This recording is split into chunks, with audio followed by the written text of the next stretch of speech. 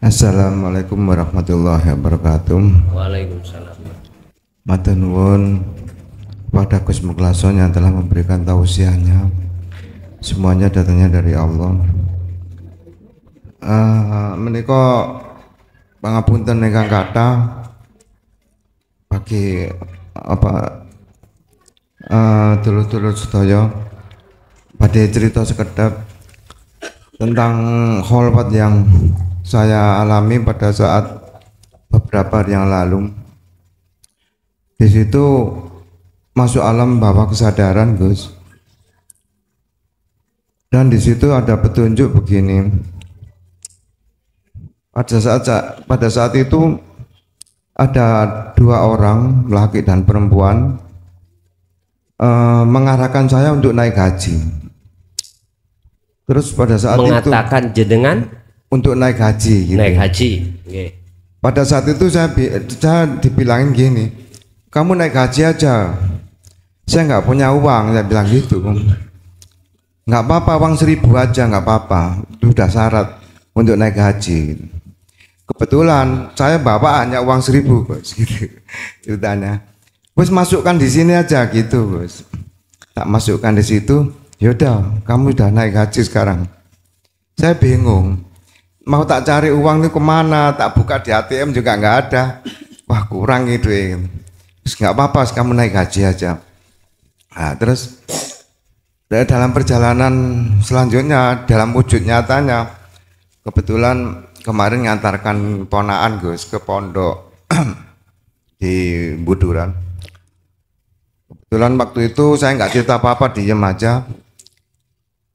Terus yang namanya ponaan ini main HP biasa anak sekarang gitu kan, mau berangkat. Saya berangkat pagi, tak pikir pagi, dilalah. Dia bilangnya gini, nanti ya Pak D jam 1, dia bilang gitu. Terus saya bilang, apa hubungannya 1 gitu. Nah itu aja, Gus, mungkin yang saya tanyakan apa itu kebetulan saya apa? tanya, uang 1.000 pun sampean paringaken? Ya, saya kasih. Sudah ya? Ya sudah. Oke. Okay. Ini kemauan, Gus. Secara mutasabiatnya bagaimana? Yeah. Wassalamualaikum warahmatullahi wabarakatuh. Waalaikumsalam warahmatullahi wabarakatuh. Haji niku kan panggilan Allah tuh ya Pak ya. Panggilan Allah.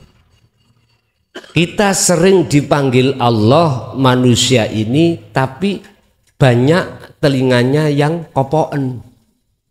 Tahu kopoen nggih? Napa? Dublek. Nggih. Nggih. Sebetulnya kita itu Bapak manusia itu tiap saat dan waktu Allah panggil untuk bertemu Allah. Pon, iki intine haji ada di situ. Labbaik Allahumma labbaik, labbaik la syarika laka labbaik. Jenengan ini datang akan bisa bertemu manakala tidak ada persekutuan dengan yang lain atau menyekutukan Allah dengan yang. Contoh, jenengan biasanya bersari ning weteng lah krasa luwe dah gitu ya. Gusti Allah manggil kita lewat lapar. Kebanyakan kita sebagai umat manusia lupa, nggak tahu yang manggil itu Allah. Akhirnya kita nggih menikmati makan iku saenake. Lupa kalau semuanya yang melayani itu Allah. Kipas tek tek tek tek. Niki Allah manggil. Sebab kipas itu mboten saged mengeluarkan suara tek tek tek, nggak bisa.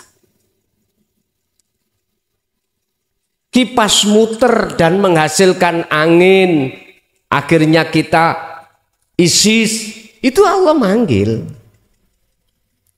Tapi kebanyakan kita sebagai umat manusia nggak tahu kalau itu bentuk Allah menyapa atau memanggil. Alasannya karena kuping telinga kita kopoen atau tuli nggih, budek niku tuli nggih.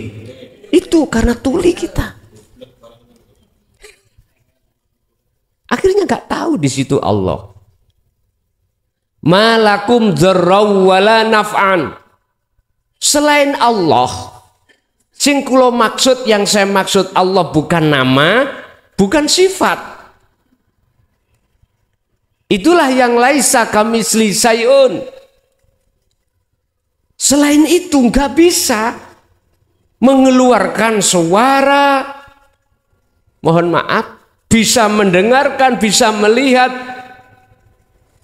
bisa bernafas, nggak bisa.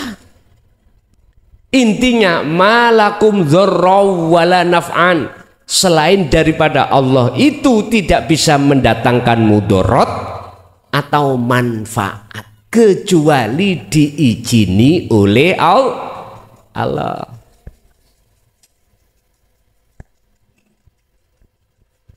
Gak usah makhluk kita Pak, langsung Rasulullah aja. Langsung Rasulullah. Tentang syafaat ya,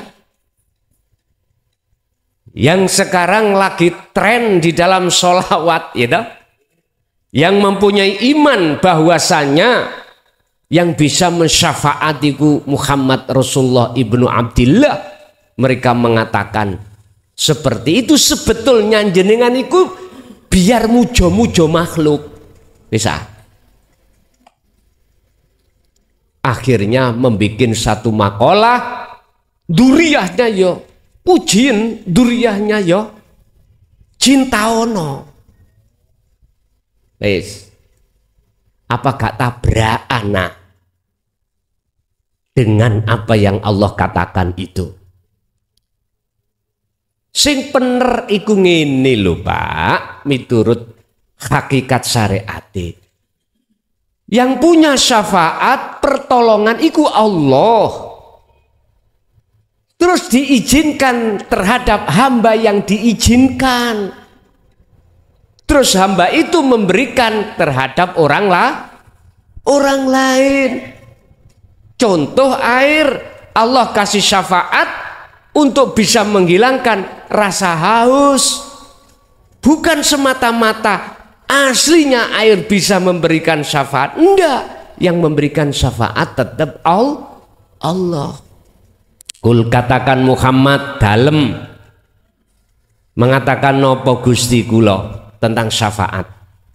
Lillahi syafa'atu jami'an.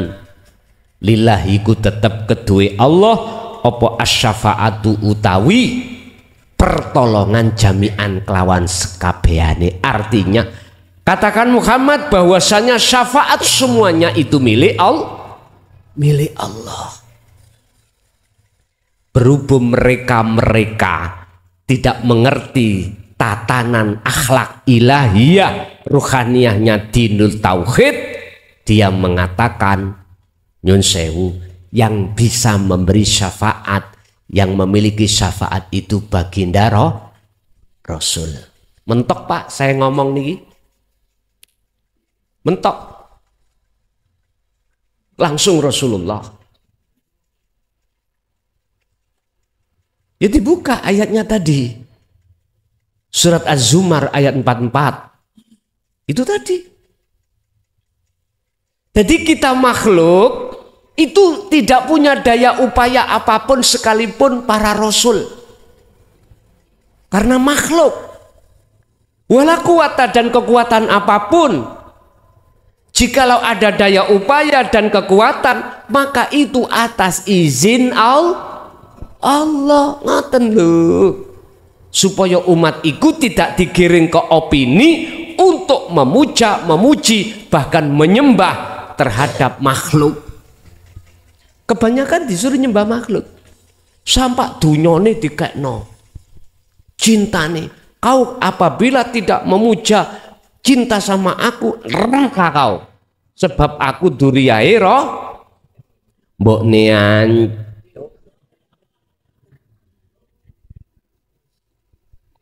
Tolong, Quran itu nggak ada, Pak, yang mengarahkan tentang robitoh itu selain Allah, nggak ada.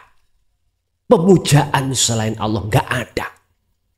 Ayo sampean pados, sampean cari mana ayat dan surat yang menyatakan Allah memerintahkan terhadap makhluk untuk memuja, memuji atau menyembah terhadap makhluk. Nggak ada. Pasti hanya pada Allah, pada Tuhan. Gitu loh, Pak. Makanya tak maklumi krono durung ngerti tentang ajaran tauhid, ya mesti ngomong ya sak ngeblake, sak enake udele dhewe. Akhirnya bikin makalah. Terus dibubuhkan dalam kitab. Wong judulnya wis salah. Ya apa isine? Judulnya salah. Mestine alhamdulillahirabbil, segala puja-puji iku mung kagungane Gusti. Pun dialihno. Nggih pun sampean cek muja menyang dheweke. Ya terserah jenengan. Sak kersa jenengan. Iman iku piye? Makanya Rasulullah tadi dikatakan wa ma arsalnaka illa mubasysyiran wa nadhiran. Jadi beliau cuman menyampaikan aja kabar baik dan memperingati. Nggak ada beliau itu nyun sewu memaksa Anda untuk mengikuti beliau, nggak ada paksaan. Sak kersa. Jadi itu tentang haji, berarti kita disuruh selalu menemui Allah di dalam jalan dua, ibadah murni ataupun tidak murni, karena disitulah panggilan Allah. Uang itu menunjukkan mas kawin munculnya sebab akibat dari satu hukum. Artinya secara syariat kita kalau tidak bisa bayar juga mungkin bisa haji. Syariat dulu ya Pak ya. Wajib kita memenuhi syarat. Apa syaratnya kita haji? Bayar. Sudah muncul nominal. Jenengan pun haji syariat dereng. Lah, berhubung jenengan sampun bayar, makanya saya tanya, berhubung jenengan sudah bayar 1.000, pasti jenengan secara syariat akan berangkat. Ngoten. Niki nek cara Nabi Yusuf di dalam bulan Muharram ini dibebaskan dari penjara gara-gara takbiru ru'yah. Takwil menakwili impeni rojo. Rojo iku duwe impen ngene, Pak. Impene iku ono sapi 7 lemu-lemu dipangan sapi 7 kuru. Ya apa jawabe iki? Kok ono sapi 7 lemu dipangan sapi? Kalau dipangan singa pantes, wong sapi mangan sapi. Bingung, Pak. Wong ahli pikir bingung, wis gak nemu iki. Akhirnya ketemu Nabi Yusuf, diartikan, hei raja, jenengan nanti akan menghadapi 7 masa peceklik, kekeringan. Lah, itu maksudnya adalah sapi yang kuru. Biar sapi ini gak mati, ya kudu makan sapi yang lemu. Artinya masa 7 ini tolong seluruh masyarakat digenjot untuk menanam gandum terus supaya nanti disimpan di bulog. Nah, ini cara Indonesia bulog. Ini cara kono gudang lah. Nanti kalau sudah penuh gudangnya, jagani, apa jagani bahasa Indonesia nih Pak? Persiapan masa peceklik 7 tadi. Jadi masyarakat tidak sampai kelaparan bahkan mati dikarenakan tidak makan. Akhirnya Nyoto Pak. Akhirnya Nabi Yusuf dikeluarkan, bahkan disuruh menjadi gubernur.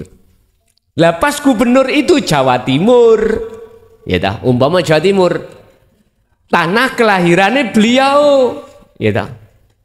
Akhirnya Nabi Yakub niku bapak ibun ya. Sejarah sebelum beliau dipenjara kan, beliau waktu kecil kasih sayang Nabi Yakub kali Bunyamin, ya dah. Itu diajak dulur tunggal bapak sejembok. Jadi Nabi Yakub niku sekawan garwane. Lah, garwa pertama niku menurunkan beberapa anak, kalau nggak salah 4 atau 6. Yang kedua menurunkan 2 anak, Yusuf dengan Bunyamin. Niki ibu yang kedua ini ibu yang bertauhid Pak, ibu yang bertauhid. Nek cara bahasa umum solikah, ngoten nggih, solikah. Lah terus ibu ketiga keempat, nggih sama-sama punya anak 2. Selain Bunyamin dengan Yusuf, semua saudaranya itu ingkar dengan ajaran Nabi Yakub. Makanya mengapa Nabi Yakub itu sayang terhadap 2 saudara. Berhubung dilihat saudara-saudara yang lain yang disayang saudaranya 2 ini, akhirnya merencanakan pembunuhan. Diajaklah si Yusuf dulu, izin Nabi Yakub, mbuh tamasa mbuh apa. Nabi Yakub pun mboten ngangsali. Ning ati pun terasa nggak enak. Berhubung mereka itu berjanji menjaga adiknya itu tadi, dilepas. Akhirnya piye Pak? Dicengklungno sumur. Terus bajunya itu rawak-rawek diweni dikasih darah-darah. Dikatakan kalau dimakan serigala. Tapi Yakub tidak percaya. Sampai beliau sakit, mikir beliaunya, mikir si Yusuf. Ternyata ada saudagar lewat, ngelak mau ngambil air, tidak dapat air malah dapat Yusuf. Saudagare bahagia Pak melihat anak yang ganteng, tak doli. Akhirnya dijual memangnya. Akhirnya dibeli oleh Raja Abdul Aziz yang punya istri namanya Zulaikha. Itu Pak sejarahnya. Bon, akhir cerita semua keluarga kumpul. Oh macam-macam ceritanya boleh tebih niki wis gak usah. Jadi teng mriku sampean sudah membayar walaupun 1.000 sebagai ijab kabule secara syariat untuk haji mekaten. Nggih, ada lagi? Tapi jenengan yang tidak ada bagian syariat haji tengene Mekah, ya bendino haji yo. Artinya temui Allah di segala hal, waktu dan tempat. Ngoten lho. Tapi modalnya jenengan hanya berzikir sirul asrar. Oke. Lanjut, masih ada?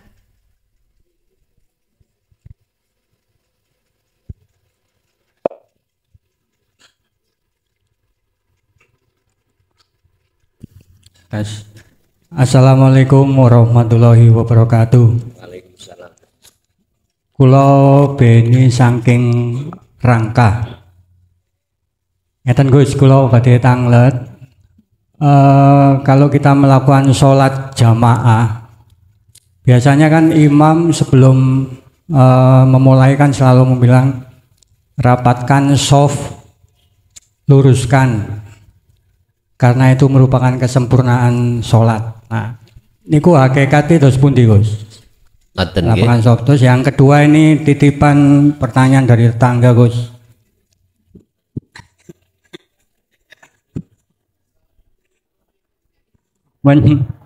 Menjual rumah warisan itu apakah bisa celaka?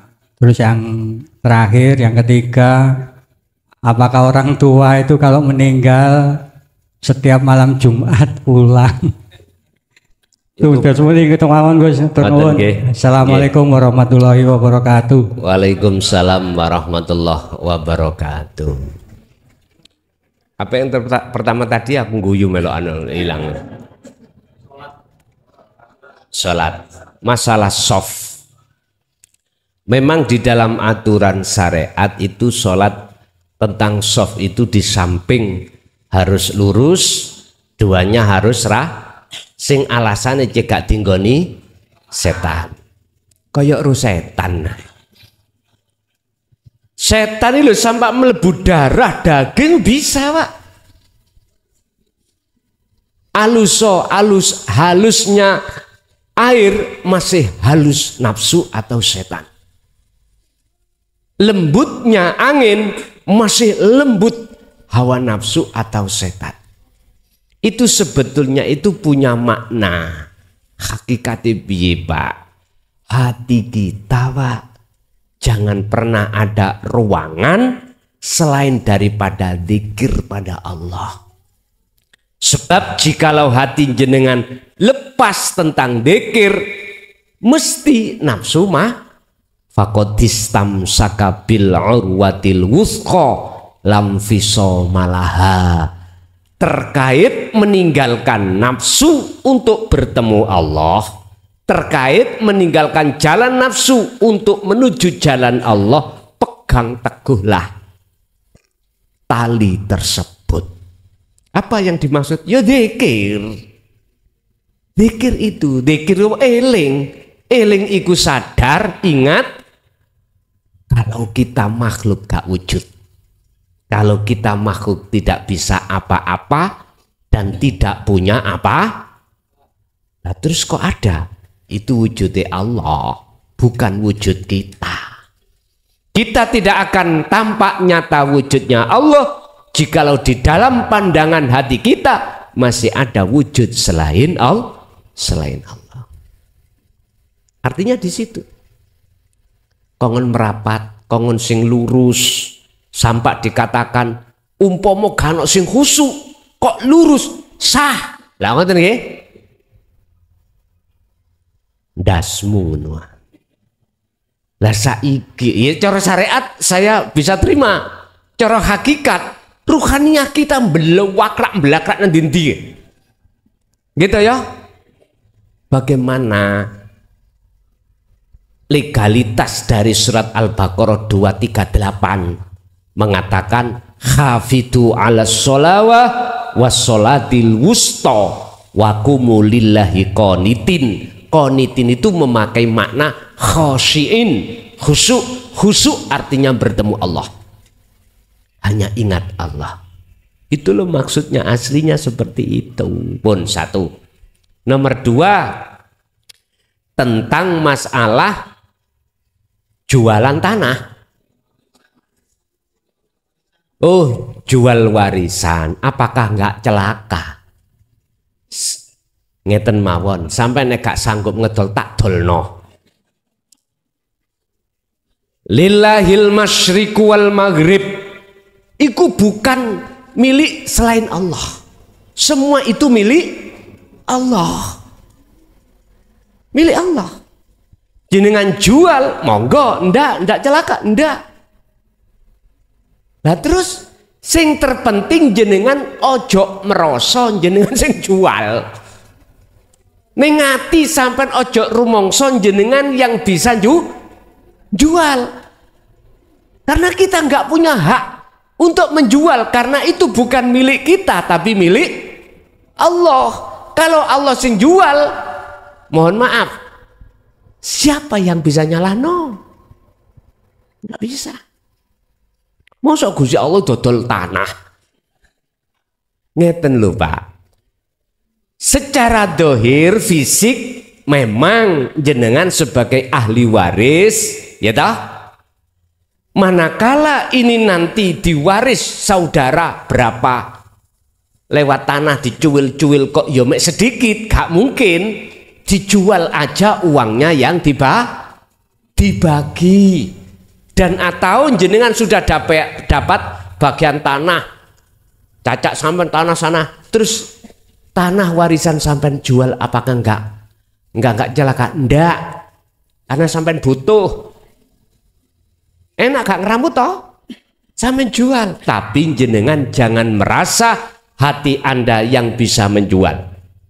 Ingatlah, apa yang muncul dalam diri jenengan apapun sumbernya dari Allah. Apakah itu kehendak, apakah itu kudrat, iradat, ilmu, hayat, sama, basor, kalam. Hati jenengan harus yakin semua sumbernya dari Allah. Allahnya mana? Dalam diri sampean diri sendiri, yaitu yang kusebut hidup. Begitu. Bon, yang ketiga, ada yang ketiga tadi ya? Oh ya, apakah benar orang yang meninggal itu ben malam Jumat pulang? Tak jawab Pak, nek mulai kabeh yo sepi. Ya mungkar nakire nanti terusan. Ngeten Pak. Ngeten Bon. Wa min waraihim barzakhun. Surat apa itu? Wa min waraihim barzakhun ila yaumi yub'atsun. Tolong dibuka, itu surat apa, ayat berapa? Yang jelas itu Quran. Seseorang yang meninggal, jasadnya itu dikubur dari tanah kembali ke tanah. Berhubung ruhaniyah ini dalam keadaan buta pada Allah, maka dia akan dimasukkan alam namanya alam barzah. Alam di mana dia tidak akan pernah bisa kembali ke dunia dan juga tidak akan bisa ke akhirat di sisi Allah sebelum dia itu dibangkitkan oleh Allah. Berarti apa barzah? Dinding Pak. Dinding yang menutupi panjenengan kali kula ruhaniyah ini akhirnya keadaan gelap gulita. Jadi lewat ayat ini tidak mungkin yang dalam kegelapan itu bisa pulang. Nggak percaya? Monggo jenengan habis ngaji meripat sampean dohir meremo mulia, bisa sampai rumah? Nggak bisa. Terdinding oleh kegelapan. Nggak bisa. Qad khasiral ladina kadzabu biliqa'illah.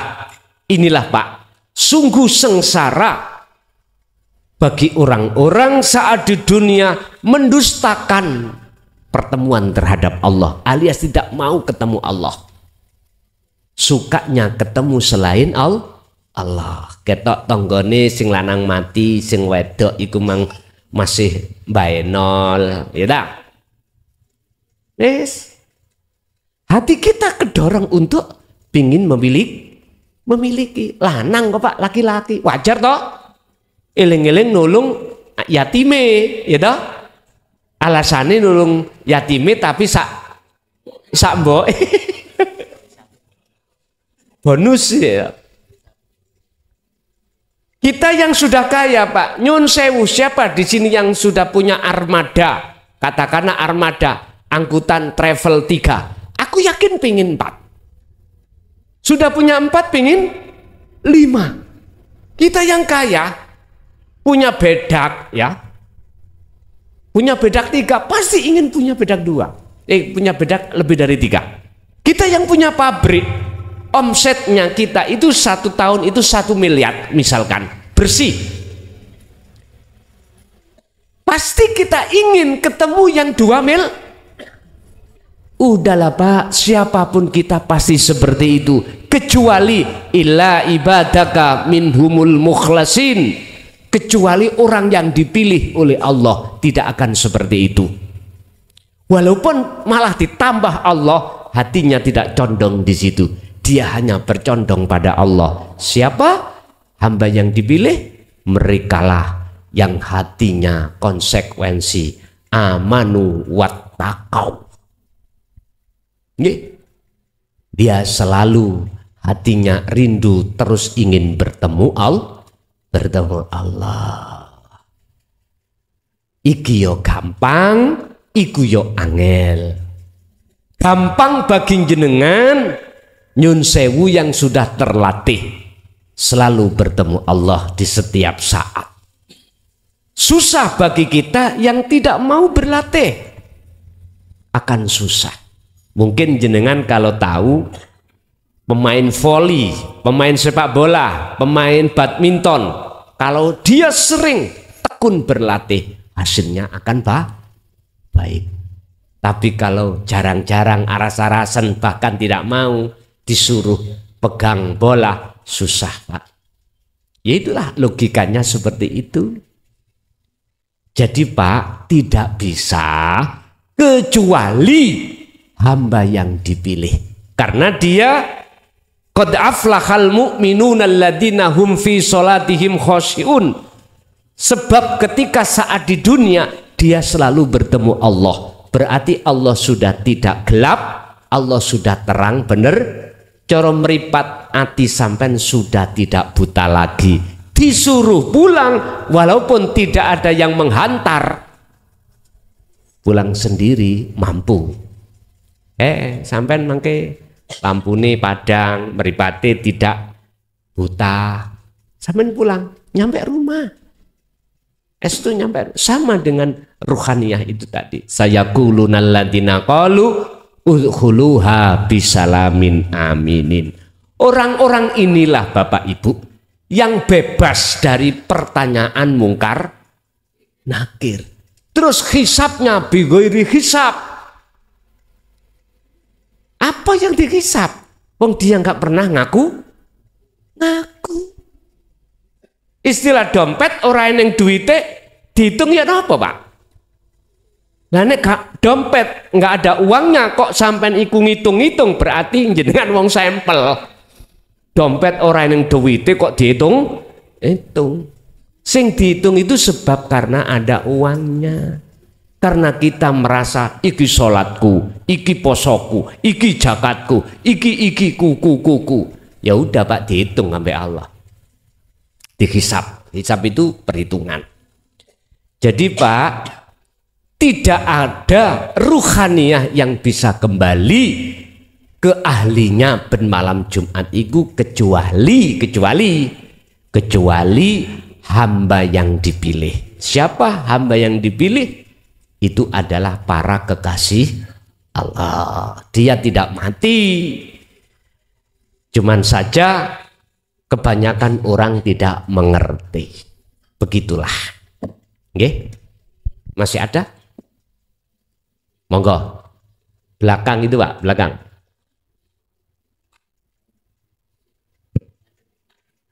Assalamualaikum warahmatullahi wabarakatuh. Waalaikumsalam warahmatullahi wabarakatuh. Pangapunten Gus, apa perbedaan ruh dengan jiwa?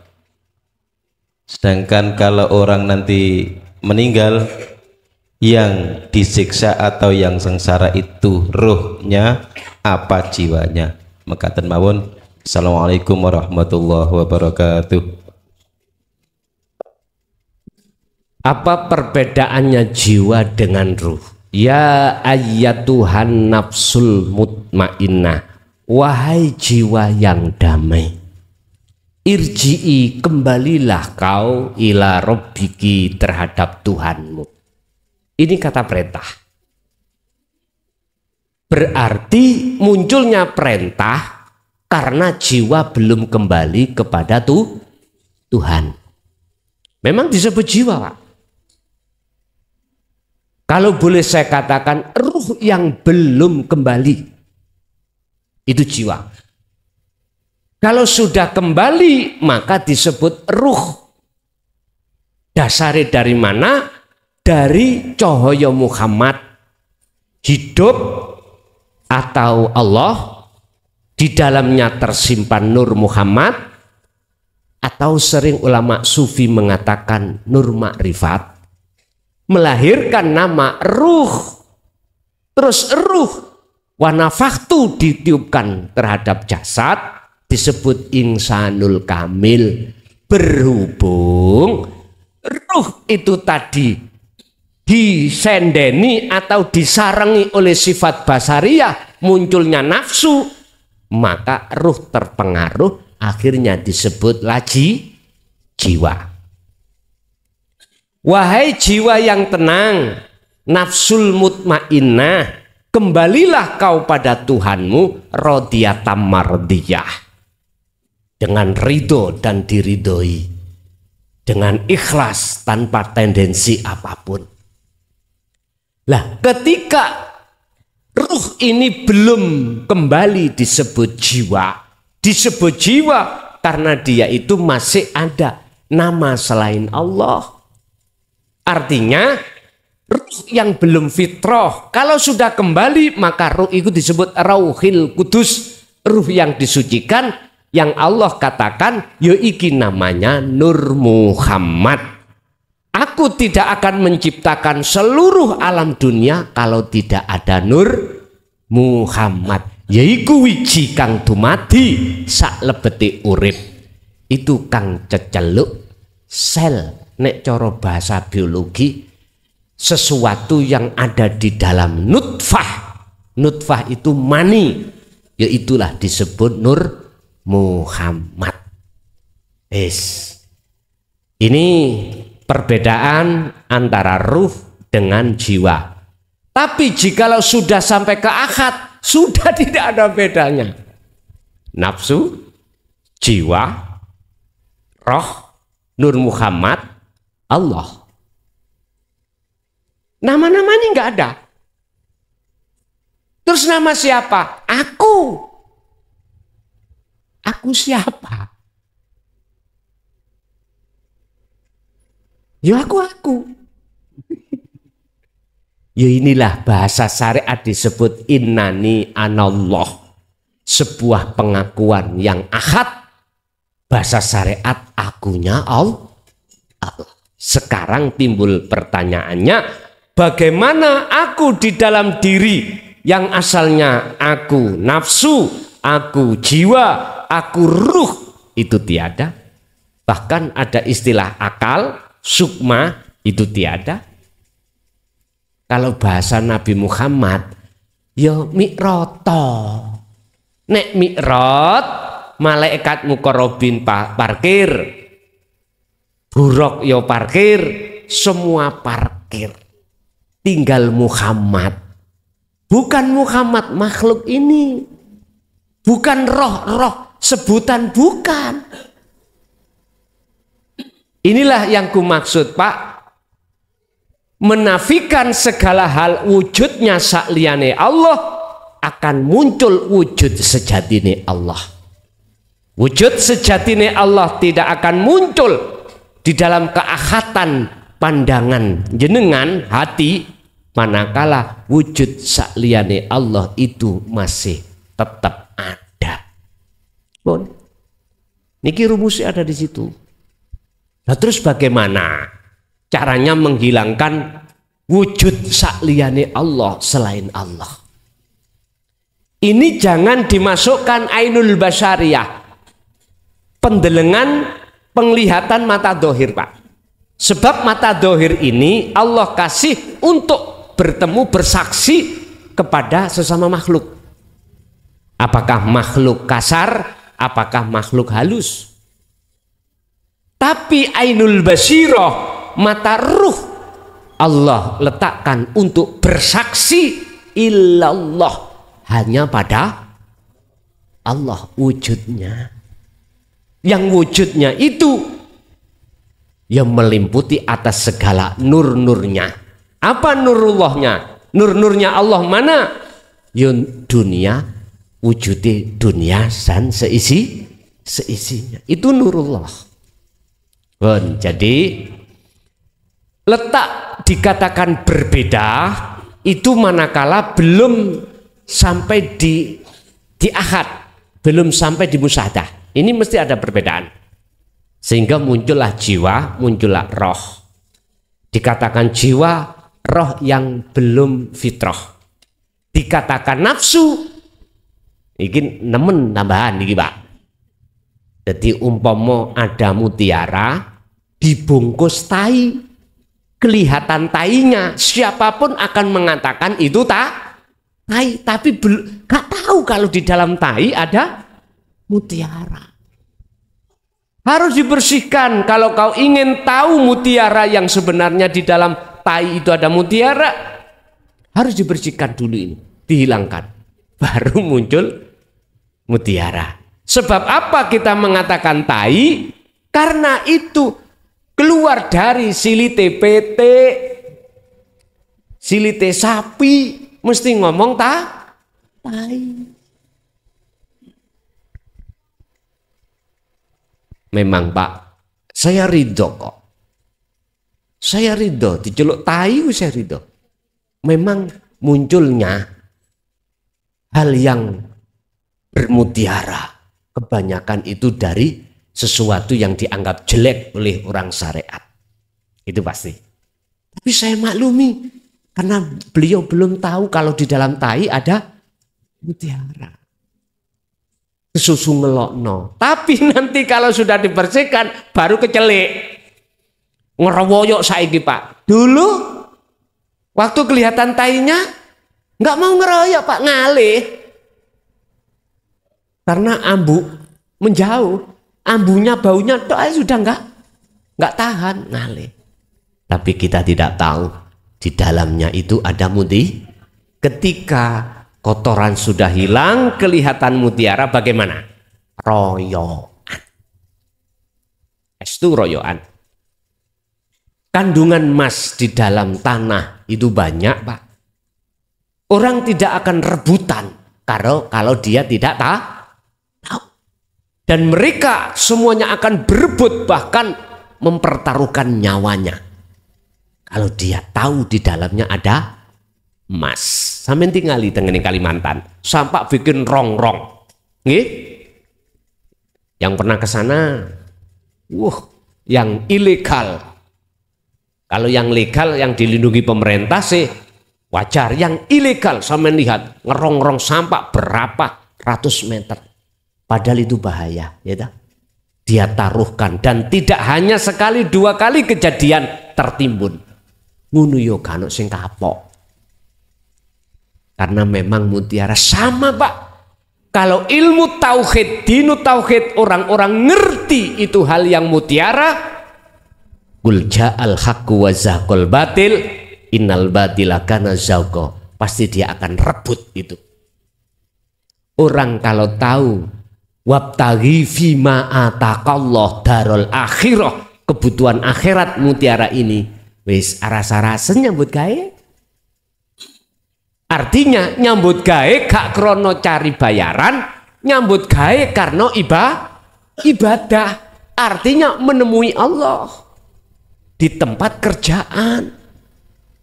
Jasadnya silakan mencari uang, tapi ruhania kita bertemu Allah. Inilah karakter Rasulullah seperti itu. Lanjut.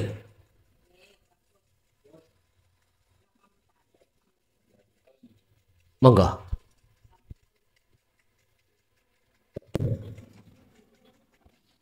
Assalamualaikum warahmatullahi wabarakatuh. Waalaikumsalam warahmatullahi wabarakatuh. Yang saya tanyakan tidak jauh berbeda dari apa yang dibahas barusan ini Gus. Yang saya tanyakan antara jasad dan ruh dikala kita dipanggil oleh Allah Subhanahu wa taala, yaitu meninggal. Itu di situ kita berkeyakinan ada siksa kubur.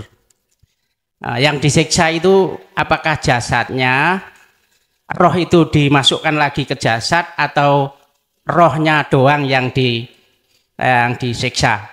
Itu. Dan yang saya tanyakan lagi, saya punya teman seorang ustadz itu menyatakan bahwa siksa kubur itu tidak ada, karena di dalam Al-Quran itu tidak ada yang menyatakan siksa kubur itu ada kecuali hadis. Ya, itu yang pertama. Yang kedua yaitu soal dikala nanti kita istilahnya hari kiamat itu kita akan dibangkitkan.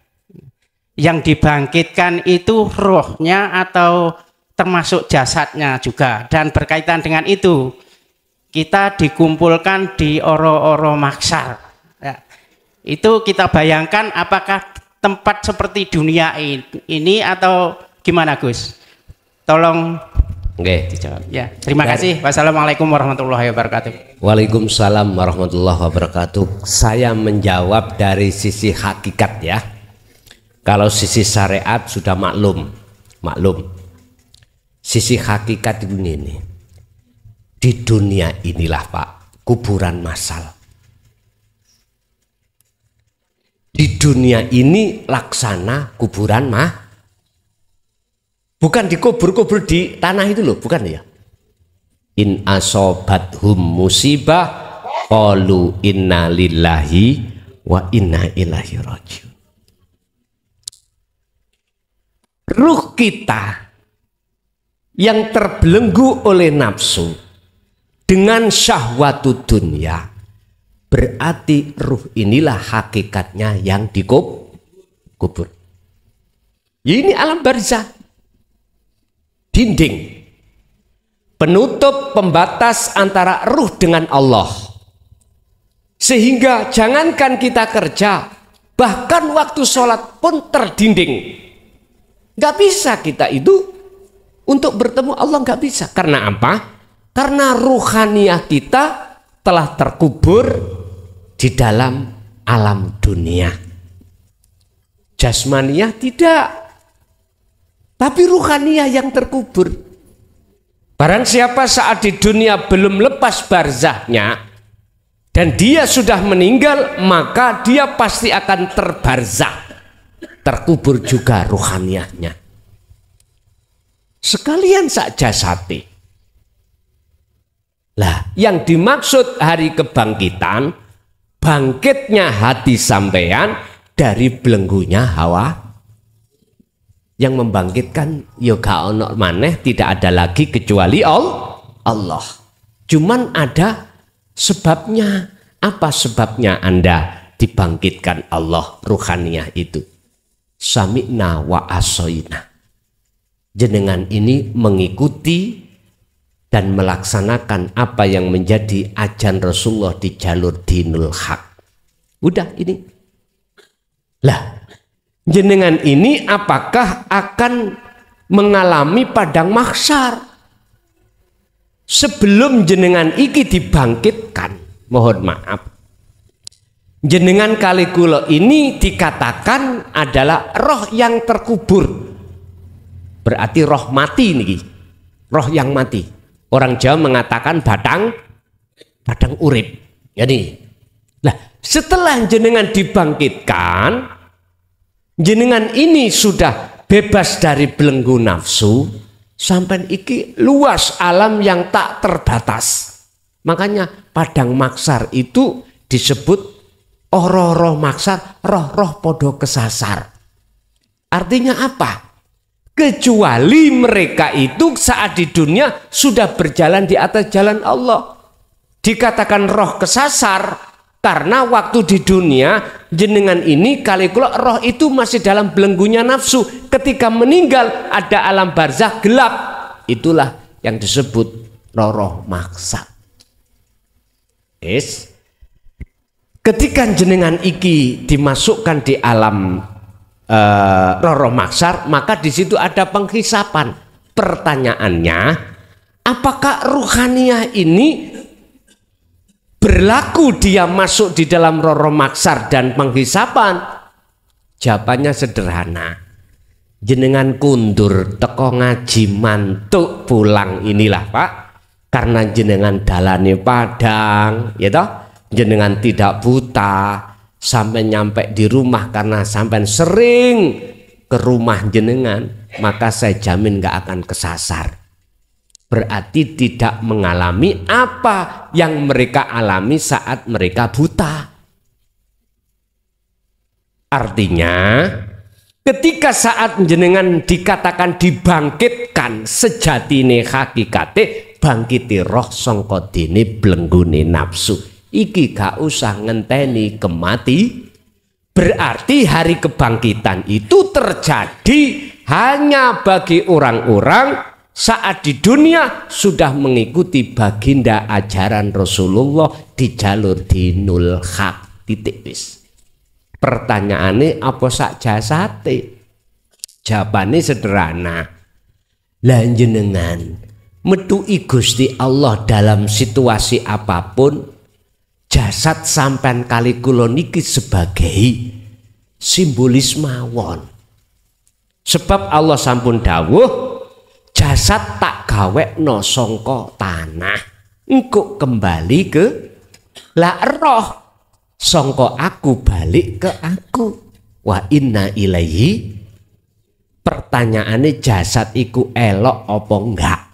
Nek jawaban hakikat mboten. Jawaban syariat yo sak rogone, yo koyo ning donya ngene iki. Wes iki bahasane syariat dan hakikat. Lah terus antara syariat dengan hakikat, monggo orang yang sudah duduk di ahad la farqa bainahuma, tidak ada bedanya. Ngeten nih. Gusti Allah iku dawuh, wujudku ben dikenal menungso kawulaku, tak dohirno wujudku. Rupa apa? Nurullah, cahayane Allah. Wujude cahayane Allah mana? Wujudin dunya saisi. Tapi Allah dawuh, wujudin dunya saisine duduk wujudku. Tak bingung sih niki. Boten bagi jenengan yang sudah diahad. Ngeten. Wis tak gambarno. Padang niki hasilnya dugi cahaya Pak nggih. Nggih, umumi. Tapi setrum ngomong, wujudku cek dikenal menungso, tak dohirno rupa cahaya. Sing cahaya itu ben madangi alam. Tapi mohon maaf, muncule padang iku gak sebab teko cahaya iku, sebab cahaya dudu wujudku, muncule teko aku setrum. Terus apa bedane setrum cahaya padang? Jenengan nek wis gelem nyekel setrum, wis gak ana jenenge setrum, jenenge cahaya, jenenge padang. Sing ana lali. Jenengan iki lho. Turu. Gak eling apa-apa. Yo gak merasa isok ngene, isok ngono, bisa ini, bisa itu, punya ini, punya itu. Jajalan titik lho Pak. Wis gak usah hitungan menit, detik ae lah. Per detik jembok setrum mau. Terus posisi sampean ya apa? Sampai nek wis sadar ditanya, tadi kamu ngalami ya apa? Mboten saged cerita. Gak bisa sampai waktu kesetrum merasa bojoku ayu. Iki anakku, iki bojoku, nggak iso. Aku punya ini, nggak bisa. Itulah yang nggak bisa aku sebut, Pak. Ammal arifuna la yarawna li anfusihim say'an. Disebut wong sing makrifat adalah wong sing gendeng. Wong gendeng yo piye to? Wong sing sudah tidak merasa dirinya ada. Wis gak eling apa-apa, atine perkara apa-apa. Karena sing ana apa-apa dudu apa-apane dheweke, karena dheweke sudah gak ana, gak ada. Coba ngono dijempok setrum titik ae lho. Ya ojo suwe, Pak. Jempok kok 2 menit. Selok kaku. Itulah gambarannya Allah itu seperti itu, Pak. Jadi kalau bicara secara ahad di dalam hukum hakikat, jenengan yang sudah ke ahad, jawaban ini cuman roh. Itu pun tidak ada. Kalau secara syariat ya sak jasate. Makanya tinggal saya menjawab dari sisi mana. Sebab di akhirat yang miturut orang syariat akhirat itu besok, kalau dunia ini sudah dihapus, dihancurkan Allah, akhirnya dibangkitkanlah, akhirnya digiring ning roroh maksar, di situ dihisab, kemudian disuruh nguat siratal mustaqim. Yang tidak bisa nguat berarti jatuh ke neraka, yang bisa ke surga. Simple nggih? Simple. Innallaha huwa rabbi wa rabbukum fa'budu hadza siratum mustaqim. Mana yang disebut siratal mustaqim? Wat utut dalan sing jejeg. Lah nyapa hakikat gak usah ngenteni sesuk, sekarang. Mana ibadah murni atau tidak murni? Kalau hati jenengan kenceng hanya ke akad, ya iku siratal mustaqim. Berhubung neng dunia sudah jenengan lewati terus menerus, maka ketika jenengan lepas jasad ambek roh, kata Rasul kal barki koyok kilat. Maksudnya koyok kilat saking cepete.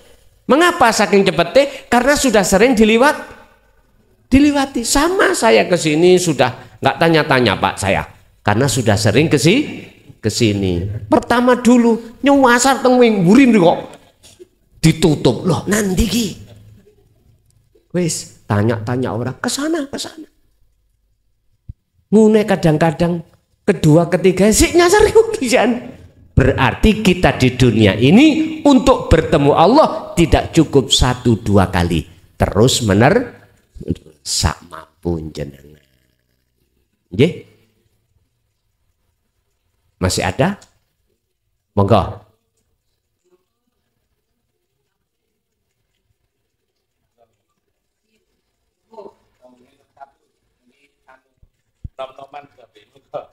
Satu kali nggih? Monggo.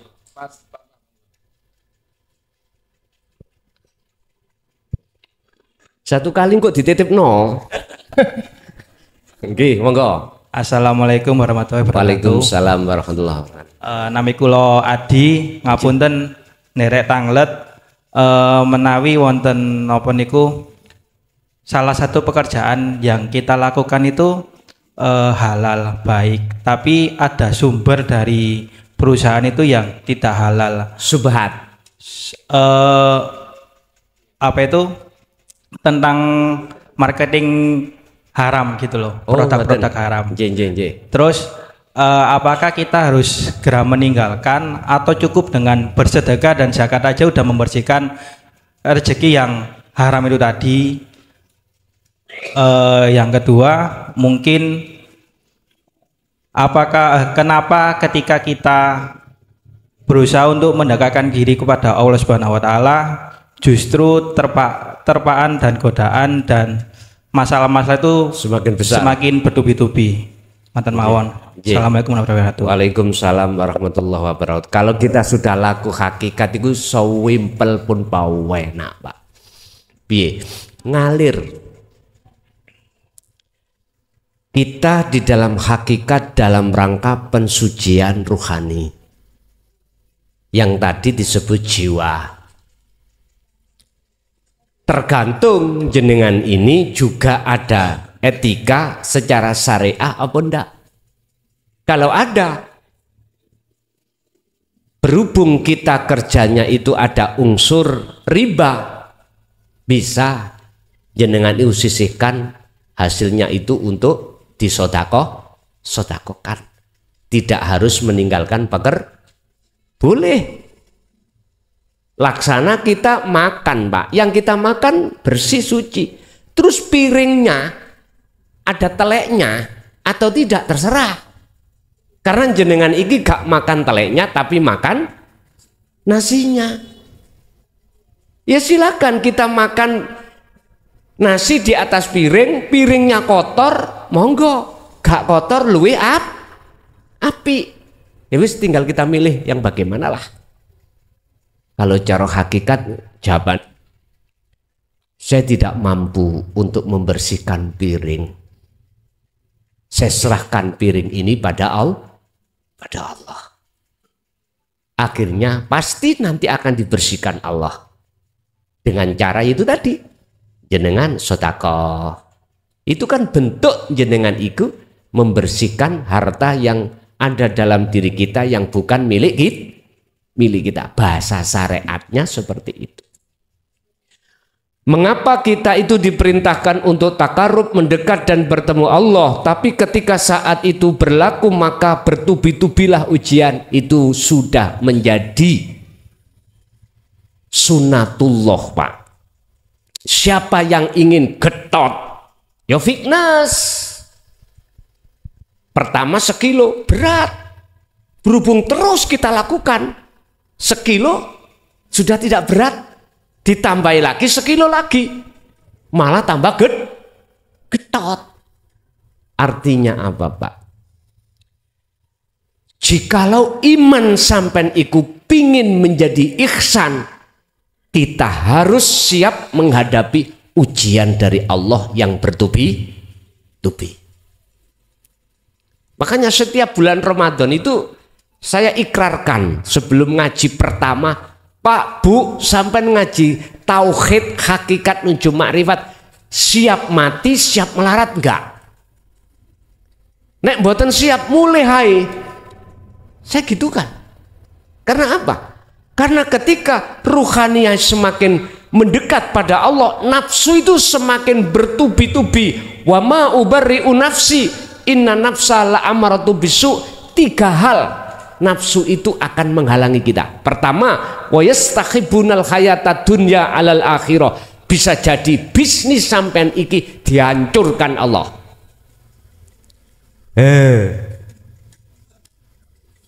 Ngeri toh ya. Bisa jadi sebaliknya, malah dimumbulno Allah. Tidak selamanya dihancurkan. Apakah dengan mumbulnya ekonomi ini menjadikan hati sampean lalai pada Allah, ataukah dihancurkan iku justru malah jenengan iki semakin merapat pada Allah? Kalau seperti itu, Allah pasti hancurkan ekonomi. Allah itu punya hitung-hitungan, Pak. Manakala jenengan masuk di dalam dinut tauhid, semakin masuk, semakin melakukan, kok ekonomi sampean semakin baik, berarti hitungan Allah ini mewahnya dunia tidak akan menjadikan pengaruh dalam hati sampean untuk merapat datang Allah. Sebab Allah juga ada di dunia mewah. Kadang-kadang kita diuji istri kita atau suami kita yang tidak sewajarnya. Ketika masuk dinul haq, suami kita wayu, suka pada orang lain. Bisa jadi. Malah kadang-kadang suami tambah sewayang. Begitu juga dengan si suami ketika dia masuk dalam dinul haq dan berlaku. Intine ngeten, Pak. Liyabluwakum ayyukum ahsanu amala. Allah mendatangkan ujian yang berbagai macam bentuk semata-mata untuk memfisik ruhaniyah kita dalam beriman tauhid itu semakin kuat. Apalagi didorong dengan pengetahuan ilmu. Oh, di dalam sugih melarat yono Allah, di dalam sakit dan sembuh yo ada Allah. Akhirnya jenengan sudah tidak terhalang dengan makhluk itu tadi. Jadi sampean pun heran kalau ujian bertubi-tubi, karena Allah punya maksud supaya iman sampean tambah kokoh, keiksanan sampean ikut tambah kuat. Bapak Ibu, itulah apa yang diberikan Allah dalam kesempatan malam hari ini. Semoga menjadi ilmu yang bermanfaat, ilmu yang berkah terhadap kita dan keluarga kita. Ila yaumiddin, lahumul Fatihah.